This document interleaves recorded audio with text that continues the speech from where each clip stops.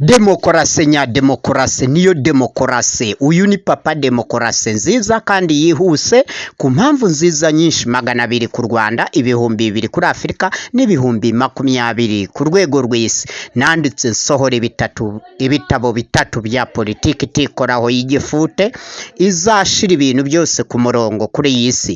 Nka papa demokarasi nziza kandi yihuse, umufilosofi kabuhariwe, mwarimu mpuzamahanga mpuzamakungu, umunyapolitiki udasanzwe, w'umuhanuzi w'ukuri, w'umufilosofi udasanzwe, mwarimu wigisha abantu bagafata kandi bikabagirira umumaro, umuganga utagira umupaka ku isi yose. Mukomere mwese. Demokarasi nyademokarasi nyayo niyo demokarasi kizigenza y'abaruda n'abarudakazi twese.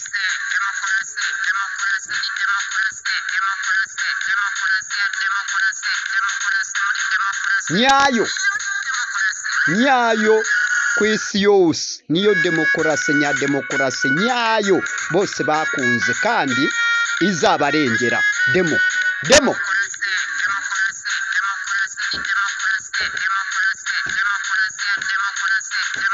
iyi niyo demokarasi nyademokarasi y'igifute nababwiraga.